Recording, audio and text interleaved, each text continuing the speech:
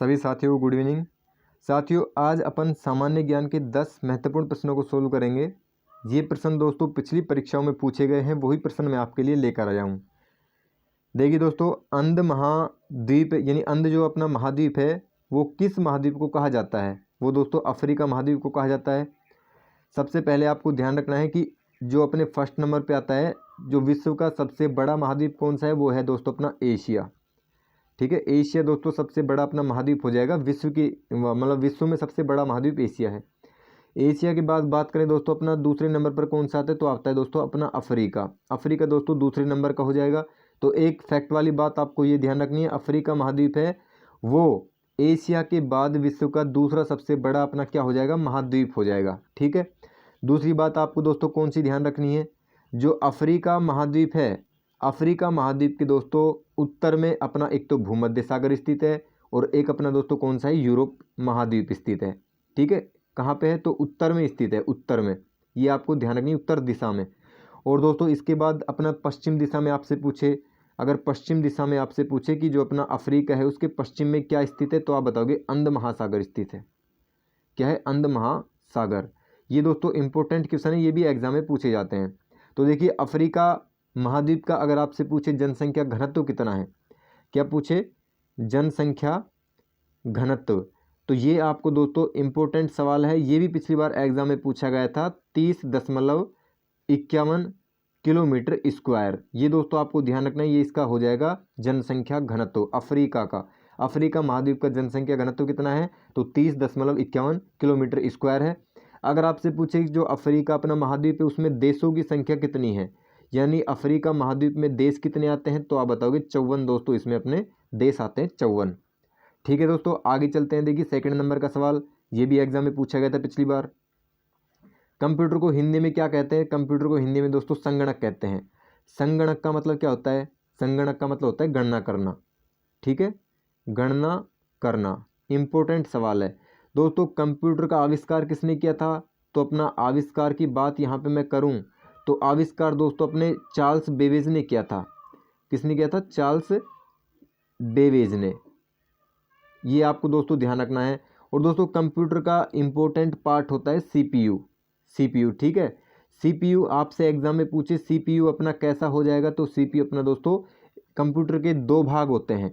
भाग कितने होते हैं कंप्यूटर के? कंप्यूटर के दो भाग होते हैं। एक होता है दोस्तों अपना सॉफ्टवेयर, पहला आता है सॉफ्टवेयर, और दूसरे नंबर पर दोस्तों अपना आता है हार्डवेयर।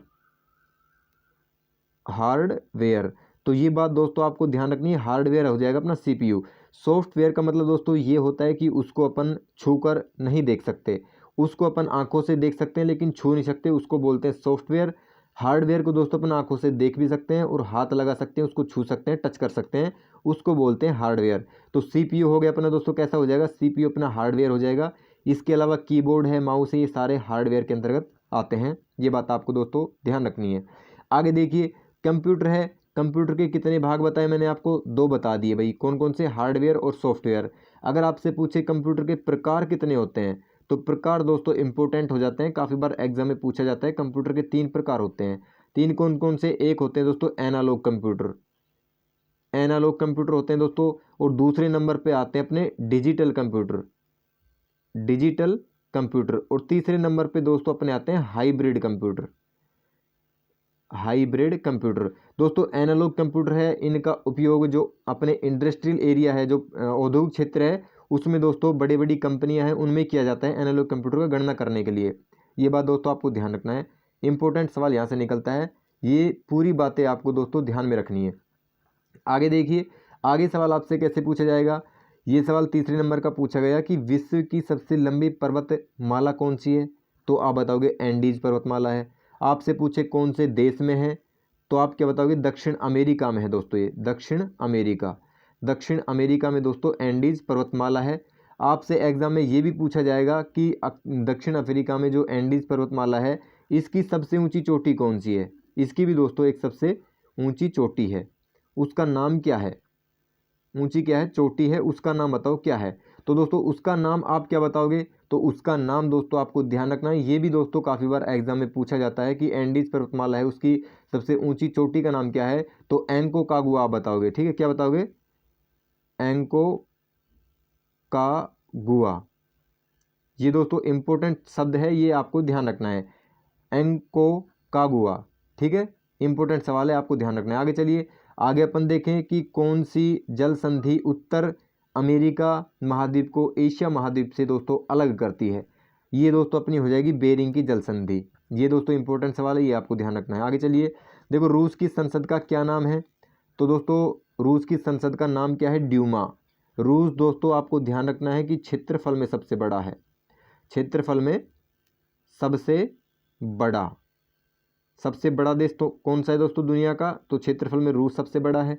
उसके बाद अपन बात करें जनसंख्या की, तो जनसंख्या में सबसे बड़ा कौन सा देश हो जाएगा? तो भारत हो जाएगा। पहले दोस्तों अपना चाइना था, लेकिन चाइना दूसरे नंबर पर आ गया है। भारत की जनसंख्या दोस्तों ज़्यादा हो गई है। ठीक है, यानी चाइना से 30 या फिर 40 लाख जो जनसंख्या है वो ज़्यादा हो गई है भारत की। तो भारत है वो जनसंख्या की दृष्टि से पहले नंबर पर आ गया है, दूसरे पर आ गया है चाइना। इंपॉर्टेंट सवाल है दोस्तों, इसको भी आप ध्यान कर लेना, इंपॉर्टेंट सवाल है। देखो इसके बाद में अपन बात करें कि जो अपना रूस है, रूस का सबसे बड़ा नगर कौन सा है? सबसे बड़ा नगर आपसे एग्जाम में पूछे तो आप क्या बताओगे? तो आपको बताना है दोस्तों जो मास्को है ना, मास्को, वो रूस का दोस्तों सबसे बड़ा नगर हो जाएगा। अगर अपन बात करें रूस की मुद्रा की, ये भी काफ़ी बार एग्जाम में पूछा जाता है कि रूस की मुद्रा क्या है? तो आप बताओगे रूबल। रैसे रूस और रैसे रूबल, ये आप आराम से ध्यान कर सकते हैं, रूबल इसकी मुद्रा हो जाएगी। दोस्तों बंगाल का विभाजन कब और किसके, यानी बंगाल का विभाजन कब और किसके द्वारा किया गया? ये देखो दोस्तों इंपॉर्टेंट सवाल है ये भी। बंगाल का विभाजन आपसे पूछा गया है, सबसे पहले कब हुआ था? तो 1905 में हुआ था। तारीख अगर आपसे पूछे तो 19 जुलाई आप बताओगे। 19 जुलाई दोस्तों 1905 को बंगाल का विभाजन हुआ था। और अपने गवर्नर कौन थे उस टाइम पे? तो लॉर्ड कर्जन के द्वारा ये दोस्तों विभाजन किया गया था। 19 जुलाई को तो दोस्तों विभाजन हो गया था, लेकिन प्रभावी अगर आपसे पूछे प्रभावी कब हुआ तो आप क्या बताओगे? तो बताओगे 16 अक्टूबर। 16 अक्टूबर को दोस्तों ये प्रभावी हो गया था। इंपॉर्टेंट क्वेश्चन है, इसको आप ध्यान कर लेना। दोस्तों बंगाल का विभाजन है उसको एक अन्य नाम से जानते हैं, अन्य नाम दोस्तों उसका क्या हो जाएगा?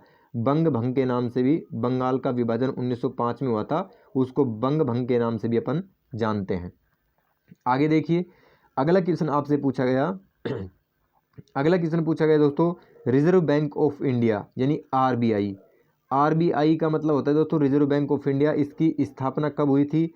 तो 1 अप्रैल 1935 को हुई थी। किसने की थी? तो बाबा साहेब अम्बेडकर ने की थी। बाबा साहेब अम्बेडकर ने दोस्तों इसकी स्थापना की थी। कहाँ पे की थी? तो दोस्तों इसकी स्थापना कहाँ पे की गई थी? कोलकाता में। कोलकाता में बाबा साहेब अम्बेडकर के द्वारा इसकी स्थापना की गई थी। कब की गई थी? तो 1 अप्रैल 1935 में की गई थी। अगर आपसे पूछे जो रिजर्व बैंक ऑफ इंडिया है यानी आरबीआई है, उसकी स्थापना कौन से एक्ट के तहत की गई थी, यानी कि अधिनियम के तहत की गई थी? अधिनियम आपसे एग्जाम में पूछे तो आरबीआई अधिनियम आप बताओगे reserve bank of India act. Act कौन सा हो जाएगा दोस्तों? 1934। ये आपको दोस्तों ध्यान रखना है, इस 34 वाला एक्ट है, इसके अनुसार इसकी स्थापना की गई थी, बाबा साहेब ने की थी। इसका मुख्यालय दोस्तों वर्तमान में कहाँ पे है? कलकत्ता में तो की थी दोस्तों, लेकिन वर्तमान में इसका मुख्यालय कहाँ पे है? तो आप बताओगे दोस्तों मुंबई में इसका वर्तमान में मुख्यालय मुंबई पड़ता है अपना। कहाँ पे? मुंबई, महाराष्ट्र। ठीक है दोस्तों, ये आपको ध्यान रखना है भाई, इंपॉर्टेंट सवाल है। देखो अगर आपसे पूछे वर्तमान में आरबीआई के गवर्नर कौन है, गवर्नर आपसे एग्जाम में पूछे कि वर्तमान में आरबीआई के गवर्नर कौन है, तो आप बताओगे शक्तिकांत दास हैं। कौन है? शक्तिकांत दास अपने हो जाएंगे वर्तमान में गवर्नर। इसके बाद दोस्तों आपसे पूछेगा, ज़्यादातर पूछेगा तो मुद्रा पूछ लेगा। मुद्रा क्या है भाई आरबीआई की? तो आप बताओगे रुपया है। ये आपको पता भी है भाई, रुपया है। ठीक है, आगे चलते हैं दोस्तों अपन। देखो भारत की प्रस्तावना की जो भाषा है वो कौन से देश से ली गई है? तो ऑस्ट्रेलिया से ली गई है। दोस्तों भारत की संविधान की प्रस्तावना है हम भारत के लोग भारत को संपूर्ण प्रभुत्व संपन्न समाजवाद पंथ निरपेक्ष लोकतंत्रात्मक, ये काफ़ी बड़ी प्रस्तावना है। तो आपसे पूछे कि भारत शब्द का यूज प्रस्तावना में कितनी बार हुआ है? तो आप बताओगे भारत शब्द का यूज 2 बार हुआ है। कहाँ कहाँ पे? तो हम भारत के लोग और भारत को बस ये 2 बार हुआ है दोस्तों। और आपसे ज़्यादातर प्रस्तावना से संबंधित ये क्वेश्चन पूछेगा कि प्रस्तावना को संविधान की हृदय और आत्मा, क्या पूछेगा, हृदय और आत्मा किसने कहा।